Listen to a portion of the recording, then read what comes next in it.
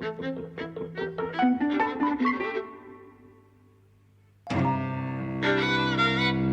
and welcome to Eavesdropping at the Movies. I'm Mike. And I'm José. And today we're looking at supposedly the first film noir. That's the reputation that this film has. Stranger on the Third Floor from 1940. You hadn't seen this before, right? No, and it's so interesting actually. I mean, you know, when I was watching it last night, I thought, why the hell has Mike chosen this, right? The first 10 minutes, right? And then, of course, you know, it's one of those films that you've heard of. You know, the name was familiar to me, but I didn't know why, right? Like, you know, and I am really keenly into film noir. Yeah, it's one of my great loves. So obviously this film must have registered in some way, but not in a way that I could articulate. It's just something that you've heard, right? But then, you know, one's heard of so many things. So actually, I was thinking, you know, why are we watching this? What has sparked Mike's interest in this? Well, to be fair, I've mentioned it to you before. Maybe you remember it from that, but who knows? It may have cropped up, you know, in your circle somewhere along the line. But I've certainly mentioned it before, and I've been wanting to watch it for a little while. Because I first saw this, I've only seen it once before, but I saw it on BBC Two at like 2 in the morning. It's just one of the various films that they have on. And I was probably 16 years old. So this is, you know, 15, 16 years ago. I think I was browsing on like CFAX and the thing said the first film noir. And I thought, oh, that's interesting. So I watched this and I thought, oh God, it's a really interesting little movie. One I obviously have forgotten, or what even maybe didn't even register when I watched it the first time, is just how bad the acting is. You know, there are elements of it that you go, oh, this is a real B movie, like a real properly cheap B movie. But there were things about it. You know, so that first 10, 15 minutes, as you say, you go, God, this is really not very good. Why did I want to watch this? And then Then it kind of explodes into imagination and visual expression. Yes. It's fantastic. You know, it becomes something extraordinary. And actually, as you say, it's, you know, it seems very prosaic. And then actually, the stylishness, the lighting, you know, the German expressionist sets, the dream sequence, Peter Lorre is acting. You know, it really transforms it into something else. And you know, there's a quite a famous producer at RKO in this period who's called Val Lewton. Yeah, he did Cat People and The Leopard Man and, you know, what is it? I Walk with a Zombie. All those films which were made on really, really tiny budgets, right? And which most of their power comes from this oniric dream, fear, you know, and then this lighting, right? And actually, it's also a precursor to that. Yeah, that kind of you can see how that kind of thing develops at this particular studio, RKO, in watching this film. So, and I read a little bit on it kind of yesterday because, you know, I had one of those light bulb moments, right, where you think, this is crap, this is fantastic, what is it?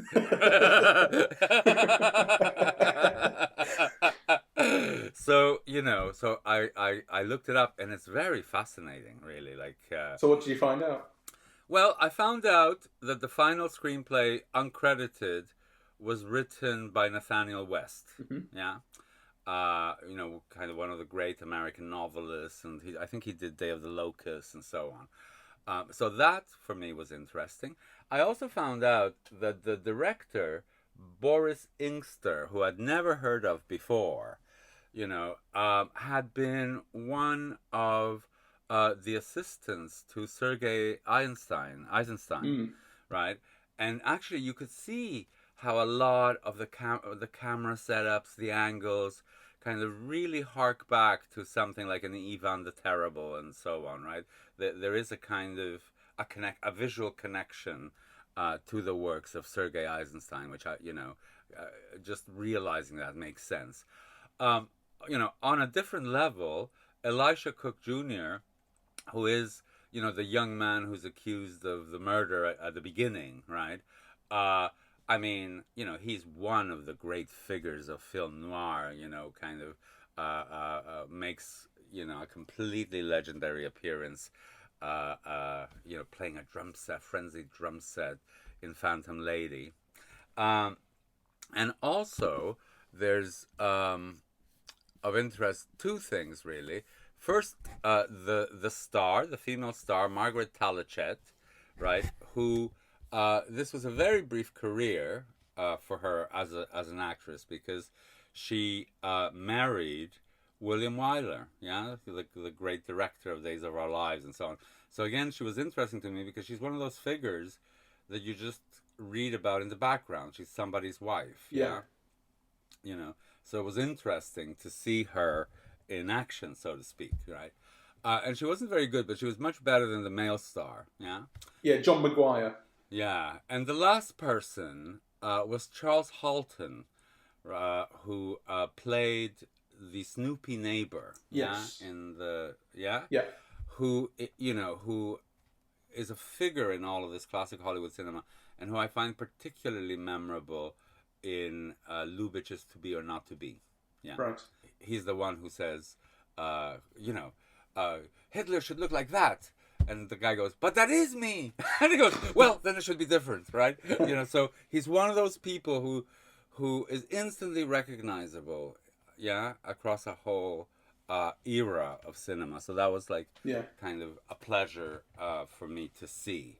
And he probably gives the best performance in this, I'd say. Yeah, I think he makes the biggest impression, and he has the most. He has the or maybe Peter Lorre, but certainly no, Peter Lorre definitely. Yeah. Charles Halton here, his character Mr. Meng has the whole thing about the main character imagining he wants to kill him, or having said he wants to kill him, and then imagining it going very badly, that people take that seriously. You kind of go, yeah, I understand why he wanted to kill him. I hate this guy too. I felt it. He's brilliant. But Peter Lorre, to me, is a genius, of film acting. I mean, really, he just is, So, and it's very interesting to see him in this, because he's got a tiny role, really, So he's got very few scenes. He makes them all count, really. You can tell he's a murderer from the beginning, but actually you get a whole sense of him, I mean, he's sympathetic as well, right? And he's stylish, instantly memorable. He just does a few gestures, really, but he conveys so much threat, and also so much reasons for the threat. Yeah, Yeah. I mean, he is playing somebody who's escaped from an insane asylum. Right. Very cheap kind of storytelling, but he imbues it with something a little deeper. Yeah, deeper, and also kind of, I don't know, more beautiful, really, because there is kind of a certain beauty to the way that his face captures the light, right? Which is not beauty, in a safe sense. I mean, it's not necessarily attractive. Yeah, it's not sexy, but there's something very beautiful in what he does, and what, how he looks, and his voice. Yeah, it kind of, it conjures up things, really. Yeah. So maybe I'll just say what the plot is, roughly speaking, and I will spoil it, but this is a film that's 80 years old now. Interestingly, it's only 60 minutes long or so. So it's a film that really doesn't outstay its welcome, and you feel, I mean, to me, the length feels so appropriate. Like, it doesn't need to do anything else. It's kind of stripped down. So John Maguire plays this guy, Michael, who is a reporter, and he's a star witness at this trial of murder. The guy on trial for murder is Elijah Cook Jr. And, I mean, to be fair, there are things about that don't actually make sense to me. Like he gets this raise at the start of $12 a month, which means that he can move in with his wife, or he's going to marry her. But it's like, but how is he getting a raise for being a star witness? That's not his job. But no, it's not. He's not getting the rise for that. It's because he got a byline covering the story for the paper. Yeah, but it's his own story, isn't it? Because he's the witness. Well, it's kind of, he's a witness. It's sort of silly. No, I think the film makes it clear. He's a witness to the story that he covered and got a byline for. So he's getting a raise because he now is a reporter with a byline, but he also happens to be a witness to the event because he was reporting on it and happened to be there. So I don't know, because the newspaper headline that he has the byline under is reporter is star witness at this trial. So it doesn't make much sense. I mean, there's a lot of very heavy, clunky expositional dialogue and things being set up early on. With people basically saying, "You're my wife, and I love you, and we're going to move in together," and so a lot of that is incredibly clunky. And the kind of crux of this trial is that he saw Elisha Cook Jr.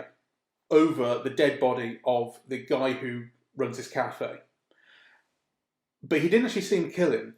But what he does know is that recently, prior to that, he'd heard Elisha Cook Jr. say he had no money to pay for a meal, and then he said, "You wouldn't make me pay if I had a gun in your ribs." Right? And that line is that's pounced upon by the jury, and that is the reason that this guy's going to get convicted. And so, kind of racked by guilt, he goes home that night. Michael goes home that night and just starts thinking in his head, was that the right thing to do? Also, racked by guilt and also the concerns of his girlfriend.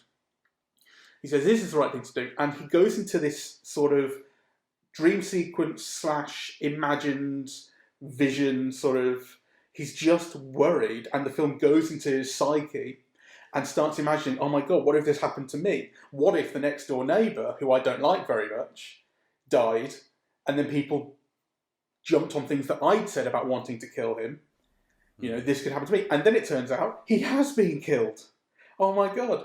And so this whole thing develops of like guilt and the imagination nightmare being made real, and what's going to happen. It all wraps up incredibly neatly, and in a kind of, again, in a kind of clunky, slightly cheap way. But the centre of that film is really expressive. It's extraordinary. I mean, so let's, all Hollywood films in this period, in a way, there's two things. One is a kind of a meet cute, right, which is what happens at the very beginning with the couple in the diner. And then the ending always has to rhyme in some way. So, those scenes in the diner at the beginning, the very beginning and the very end, are atrocious, right? It's like kind of really B-movie stuff. But then what the film does that's so extraordinary is it moves on from there. So once the trial of Elisha Cook Jr. happens, then you get this whole sequence of the film, which is really played out in the reporter's head, right? So actually what's so interesting is that it feels like silent movie acting, right? With, the actor voicing his fears. Yeah, it's all internal, which is so interesting, actually. And also, he is a very bad actor in the opening and closing sequences, but he is so well used, right? It's almost like, by just giving him to do gestures, it's almost like the camera captures his face in the light, right? As he is responding, to his internal monologue. And that is just fantastic, really, because, the actor becomes, he's such a poor actor, but actually he's so effective in the way that he's deployed in those sequences. Yeah, in some ways it's kind of simplistic because it is kind of individual gestures that relate to the voiceover of his internal monologue. So it's like he's playing against himself or with himself. It's like he's got chemistry with his own voiceover. And the way the camera kind of pushes in on him, the way you get these bizarre kind of trippy dissolves between various aspects of his imaginings, kind of things moving in and out of focus. I think the set design is wonderful.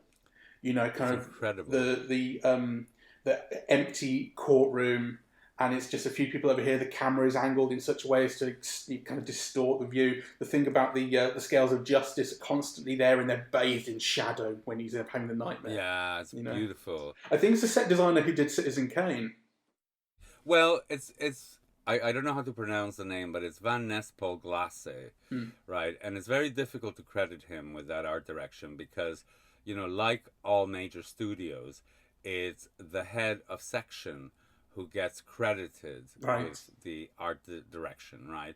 So it was under his direction, but it could have been, very easily one of dozens of art directors who did the actual job, right? Right. It's like, kind of the sound is always credited to Shearer in MGM films. The set design in these 30s films is always credited to every single RKO film with credit, Van Ness Glass. So it's very difficult to say whether he actually did do it, right, or whether he's credited for doing it because he was the head of the section. Yeah. Right? Okay. But it's brilliant. It is. It's wonderful, and that is obviously what I must have loved when I saw it years ago. Yeah. So part of the reason why it's considered, one of the earliest. I mean, I hate that the earliest. Someone will always find it an earlier one, but the traditional history of film noir in American cinema, the conventional narrative goes that it starts in 1941 or something with Maltese Falcon, and ends like in 57, 58 with Touch of Evil, right? And that's the period of film noir. And actually, this first of all disrupts the narrative, which is not a very brilliant narrative anyway, really. I mean, I do think, the post-war films of the late 40s do have a very different look, vibe, thematics. Yeah, it's kind of, those films that I've been seeing crisscross and, all those brute force, all those Burt Lancaster films of the late 40s have a really kind of particular post-war kind of thematic look, energy, right, anger. Yeah, like the fears are different. It's often soldiers coming back with what we would now call post-traumatic stress syndrome. So there's difference, but actually kind of visually, yeah, and in terms of things like, I mean, the world being a dark place, one of dangerous desires, a world of shadows in which there's no justice, or in which justice is unreliable. All of those things are very much in this film. Yeah, I mean, simple things, and I think it's worth underlining. Things that seem very simple to us today would be erotically charged in a completely different way in 1940, before the pill, before the women's movement. I mean, the Margaret Talichet character going up to her boyfriend's flat and removing the stockings, right? Yeah, that would have a whole different set of connotations. It would evoke more powerfully kind of, certain desires. I mean, we're used now to seeing kind of, people naked and, in all kinds of sexual positions, but not at this time. Yeah. So those things, I mean, the film is also very much, it has a sexual component. Yeah. And it has a social critique. I think this film, for example, unlike the 1940s films, you really feel Depression era America, right? I mean, here is a star reporter with a byline, right? And he can only live in a rooming house, with other people, yeah, in a really cheap place where you hear noise everywhere, in a terrible neighborhood, right? The woman who is an executive secretary by the looks of it, yeah, has to share a bedroom with, at least 3 other people or whatever. You see beds arrayed in the same room, right? So, you really get a sense of Depression era America, where things are scarce and people don't have work, and even people with work have very minimal material lives, yeah? Kind of, they don't have a lot of money. Yeah, well, the character who's on trial in the first place is like, he comes in, I've made $5 this week, I can pay you. I had some work. Yes. So I loved all of that. And of course, the dream sequence has to be one of the best dream sequences in the history of American cinema. Oh, you think so? I do think so. Those are big, big words. Yes, well, I think, my God, every single image in that is so powerful. Like, that image of the court reading a newspaper where it says murder, murder, murder, right? And then the image of blind justice, again, in the shadows, right? I mean, that is absolutely brilliant, really. Yeah. Yeah, they're wonderful. It's almost like there are elements of kind of cartoon in there, but in the best way, in the way that like a newspaper cartoon will make something, make a theme or an idea so obvious through a very kind of feels like an overdone image. There's elements of that in there, but but I mean that it sounds like such an insult, that, but I mean it in the best way. It's so expressive, and it really works. Yes. And you just feel everything this guy's feeling through this nightmare. Yes. Also, I haven't caught. Let's see who the cinematographer is, because the lighting is incredibly beautiful. It's Nicholas Musaraka. okay. I've never heard of him. Let me just quickly look him up. He was born in Italy. He did a lot of Val Lewton B movies. Ah, okay, that makes sense. He's got an awful lot of credits. I mean, I wouldn't necessarily be able to pick one out, but which Val Lewton films has he done? let me just quickly. I can do a common cast search on IMDb, so I can see what they collaborated on. Okay. Well, while you do that, do you mind if I just refill my cup of coffee? Of course, yeah. Okay, so I've got them up here. According to IMDb, the 5 films in which they are both in the credits are Cat People, The Seventh Victim, The Curse of the Cat People, Bedlam, and The Ghost Ship. Okay, fantastic. Yeah, so it makes sense. Yeah, this kind of connection to Val Lewton's B unit production, that has become famous for having a particular style, even though, it was different directors kind of contributed to it. Mark Robson, Jacques Tourneur is the most famous of them. He did the most famous ones. But, if they share the cinematographer, then actually this film then also connects to all of that, which is also noir, yeah? And actually, this film is so interesting because it kind of touches on all of these interconnecting genres that often have a film noir style or look. Yeah. So the crime film, the detective film, the horror film, yeah, through the figure of Peter Lorre. Yeah, well, I think when you were saying earlier this thing about the first film noir, like, it's a contentious term and it's not that useful. The thing is that there is obviously something you can really identify as noir, but there are kind of grey areas and undefined sort of boundary areas to genres. So this has elements that you would recognise, but not necessarily every element. It's like it's not just you either are a film noir or you aren't. So it's Exactly. it is a bit of a it's something that people like to say probably. Oh, it's the first film noir. But it's just a film that has a lot of elements that you would come to recognise in film noir, generally speaking. I'm not interested in policing boundaries anyway. No. I mean, I think what interests me about this film is the way that it uses all those stylistic flourishes, and thematics actually, and ways of telling a story that we associate with noir, to actually communicate something quite extraordinary, that which the film hangs on. It's a B movie. In many ways, it has a very trite crime story, that these studios, the B sections of these studios would churn out on a weekly basis practically, right?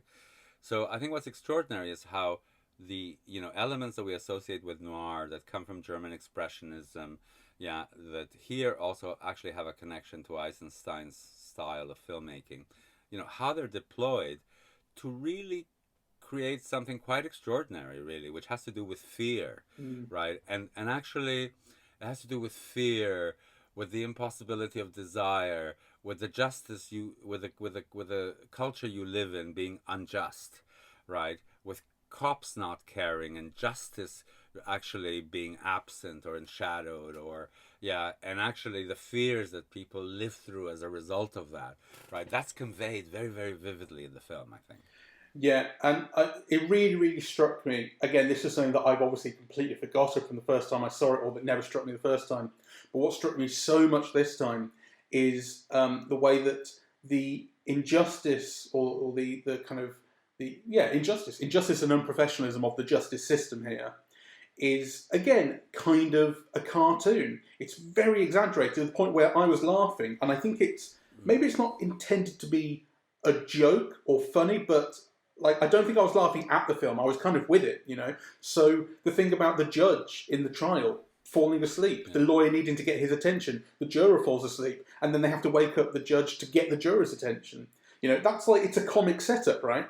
And it happens again later on. And the cop, for the second murder, the murder of Mr. Meng, the journalist kind of calls the police and gets their attention, and he says, "Well, this, and this," and the police officer goes, "Yeah, I guess that's a lead. Maybe we'll follow it up." And he does like a wink, like he finds it a joke, So, and that's something that I don't think I've really seen elsewhere. Like that's to treat it as a joke rather than something that's dramatic and unjust. To be a joke and unjust feels more unjust, Yes. Like they know how unseriously they're taking this. Yes, I mean, it's like you say, it's done for laughs, but actually it ends up being a very coruscating critique, of the American justice system, and actually, also not you get the feeling from the film that these cops have a lot to do with, and they don't care, and it's just criminals anyway, and who cares if the wrong man gets sent to the chair? It happens all the time, right? Yeah. Which actually is what we know, Yeah. but which we never see. Or we rarely see in American cinema, particularly of this period. Yeah. And really, like, the journalist's nightmare is about going, oh my God, it could happen to me. It's like that kind of, like that privilege thing of going, oh, it's fine, it happens to other people. And then going, oh my God, what if I'm like other people? And I'm part of the same system, Exactly. And that's the There's a lovely replay. There's a lovely replay of that because the girlfriend berates him for maybe, getting the wrong person sentenced, right? And he's going to the chair, and he says, oh, what can I do about it? Blah, blah, blah. It's almost, it's not my, And then, of course, it happens to him. That's the thing, right? Yeah, exactly. And actually, I do think that doubling up of that makes it quite powerful. It could happen to anybody, right? It happens to a journalist with a byline, like, wrongly accused, and maybe wrongly sentenced, and nobody will care. Right? Yeah, exactly. There's a feeling of like once you're in the dock, you are going to go to prison and be executed, probably. Like that's just the way it is. And the thing about and it all comes from that thing of that when he tells the court in the younger guy's trial, when he tells the court, he said as a joke, oh, I could kill you, basically. Like that becomes the line that's jumped on, and it's as he said, it's his girlfriend who says, "But that's what they're going to jump on, and you didn't have to tell them that." And he's like, "Well, what could I do? It happened." And you kind of go, "I mean, you're right, but to not." It's in going into the dream sequence that he realizes actually what that means, the weight of what he's done, and even though it is a case of telling the truth, the system is going to make everything like it's going to ruin everything. Yeah. Yes. Let's talk about Peter Lorre because I do think he's extraordinary. I mean, I love him in almost everything, but he is particularly well deployed in this. So I don't know if you know, but he became famous playing a child murderer in M. I don't know if you've ever seen. I've never seen him, but I know that's what made him famous. Yeah. It's an extraordinary film. It's like one of the great masterpieces of the cinema. And then it's interesting because he did have a kind of a starring career, So, he appeared in a couple of Hitchcock films in England. I think, was it The Man Who Knew Too Much? I forget now. Yes, it was, 1934. But this is a small part in which he gets star billing, right? So obviously the film is publicized on his name, but actually which he only has a few scenes. And I do think that, first of all, for anybody who's seen M, his presence at the beginning just brings up that, if he's not a child molester, he's something else wrong, right? Like, in this film, and then the way that he's shot. I mean, there are scenes in the stairs, right, where, so he is the stranger at the top of the stairs. And, there are scenes where the hero sees him and the camera just goes into these extraordinary huge close-ups of his face, right? Which are very powerful, very striking. Yeah. So it's not just his performance. The camera is always putting attention on him through the lighting and so on. Yeah. But he makes an incredibly vivid impression with very few gestures, like, and playing with and to the camera. I think it's really, to me, he's one of the great things in this movie. Really, like, the dream sequence, the way the voiceover falls on the hero's face, the interaction with that, and the way that it's lit, and Peter Lorre are absolutely, incredible moments. Yeah, and as you say, that sense of threat when he is kind of when he's kind of made real, and he's with the girlfriend at the end, and she has caught him, identified him, doesn't want to let him go, but then somebody sort of gradually starts to realise that she is in trouble, because he starts to see through her lie, and it does get quite scary for her, and it's his presence. And creepy. Yeah. Yeah. I mean, there's a creepiness that he brings, right? Because on the one hand, he's very short and he's very slight, right?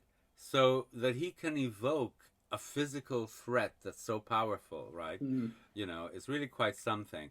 And actually, it has a lot to do with, evoking a kind of creepiness, that he's capable of going into, sordid directions that, ordinary people can't dream up.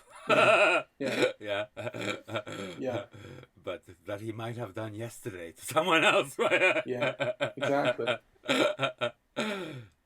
Yeah, and it's his voice as well. You can't underestimate. Yes. Oh, and Peter Lorre. That's his voice. Yeah.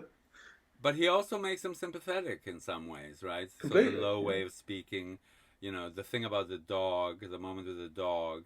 Yeah, it is kind of, I think, a truly extraordinary performance and an incredibly vivid presence, that's very strikingly filmed.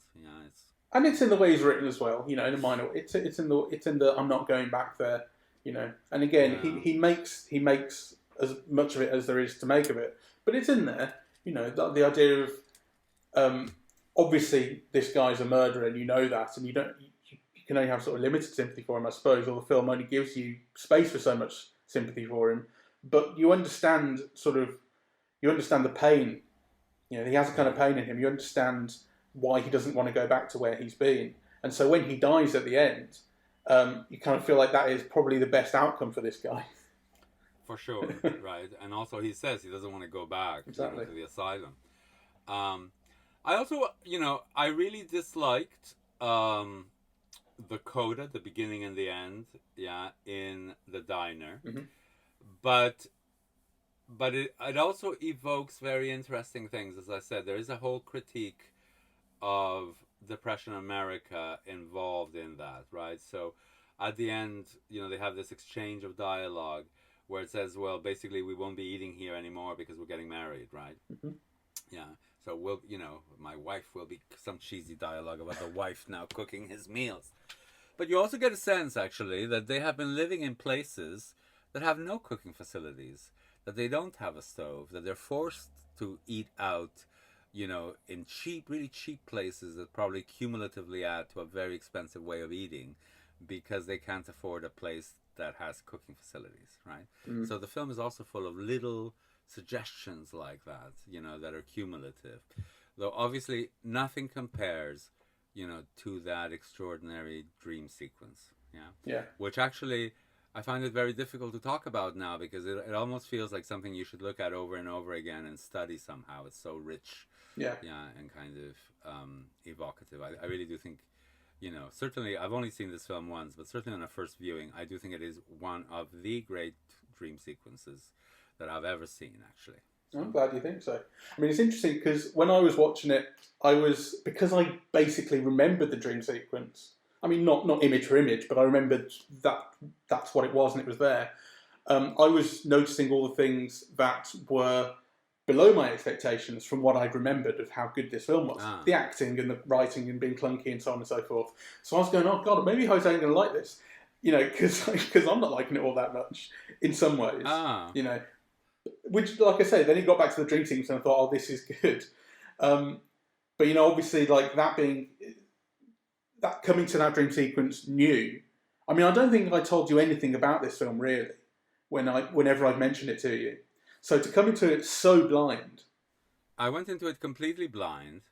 And as I said, my first thought is, why the hell has Mike chosen to see this? Because, the first 5-10 minutes, it really does look like a generic B movie. Actually, I thought, the whole courtroom scene, I did think, oh my God, this is someone who has no visual sense. The compositions were so ordinary, and, I mean, there was nothing intriguing or expressive about the camera placement, actually, in all of those. And then you go into his internal monologue, and then the dream sequence, and the film becomes something at another level altogether. It's completely extraordinary. Yeah, I'm glad you enjoyed it. One final thing for me is, did you smile when Elisha Cook Jr. turned out to be the cabbie at the end? It was so cheesy, and that's part of what I was saying. Oh, it wraps up so neatly, but actually, I couldn't stop myself from smiling that he was okay and so happy and stuff. I love him, So he also appears in the Maltese Falcon in one of he plays I suppose a queer character, a gay character, yeah. So that is made fun of, yeah, and he's got kind of this nervous, edgy, kind of punky quality, that is really deployed throughout kind of, all of cinema, particularly film noir in the 40s. So, but yes, I didn't laugh, but that is a very cheesy moment, yeah. But it's what I would have expected of this type of film, yeah. So that's not what distinguishes this film. No. Because actually, you expect any B film to have had cheesy moments like that. What distinguishes this one is, that internal monologue, the dream sequence, the Peter Lorre's performance, yeah, and actually what that evokes and what that says, yeah. Mm-hmm. Good. I'm glad I've watched it again. I must say, I'm glad I've watched it again, because that's been 16 years ago. And I will watch this a second time. One of these days I'll get round to it, and it's sort of, in all the ways it needs to. It stands up to what I remembered loving about it the first time when I watched it on a small TV at the end of a dark room at 2 a.m. Highly recommended. Whether it's the first film noir or not, who cares? It's an early one, and it does extraordinary things, with some moments that really will remain indelible. So we highly recommend it. Mm-hmm. And thank you very much for listening. We are eavesdropping at the movies, and we are on Apple Podcasts, SoundCloud, Spotify, and YouTube to listen to us. On social media, we're on Facebook and Twitter, and the website is eavesdroppingatthemovies.com. Thank you very much. Bye-bye.